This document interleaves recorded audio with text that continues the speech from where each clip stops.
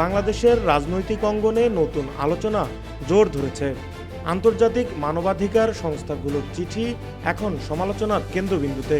প্রশ্ন হচ্ছে, আওয়ামী লীগের ভাগ্যের দরজা কি খুলছে এবার, নাকি রাজনৈতিক উত্তেজনা আরও বাড়বে? ডক্টর মোহাম্মদ ইউনূসের কাছে ৬টি আন্তর্জাতিক মানবাধিকার সংস্থা চিঠি পাঠিয়েছে, যাতে আওয়ামী লীগের উপর থেকে কিছু নিষেধাজ্ঞা প্রত্যাহারের আহ্বান জানানো হয়েছে। এই চিঠি রাজনৈতিক অঙ্গনে নতুন প্রত্যাশার জন্ম দিয়েছে। অন্যদিকে বিএনপি এবং অন্যান্য রাজনৈতিক দল এই পদক্ষেপকে সমালোচনা করেছে।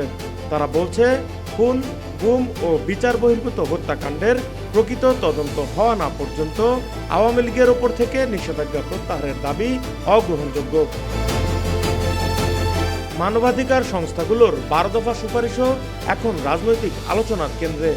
সাংবাদিকদের স্বাধীনতা, নিরপেক্ষ তদন্ত এবং রাজনৈতিক অধিকার নিশ্চিত করার উপর বিশেষ জোর দেওয়া হয়েছে। এ ধরনের রাজনৈতিক ধারা আওয়ামী লীগের জন্য নতুন সম্ভাবনা তৈরি করতে পারে। তবে বিএনপি এবং অন্যান্য দলগুলোর চাপের মুখে আওয়ামী লীগকে সতর্ক পদক্ষেপ নিতে হবে। সবকিছুর পর মূল প্রশ্ন হলো, খুন ও গুমের বিচার নিশ্চিত না হলে কি আওয়ামী লীগের ভাগ্য সত্যিই খুলবে, নাকি আরও সংকটের মুখোমুখি হবে? দেশের জনগণের আস্থা ফিরে পাবে কিনা, সেটাই নির্ধারণ করবে আগামীর রাজনীতির রূপরেখা। রাজনৈতিক উত্তেজনা, বিচার বিষয়ক চ্যালেঞ্জ এবং আন্তর্জাতিক চাপ, এসবের মধ্যেই বাংলাদেশের আগামী রাজনীতির রূপ নির্ধারিত হবে। Desk report, captain's TV, Dhaka.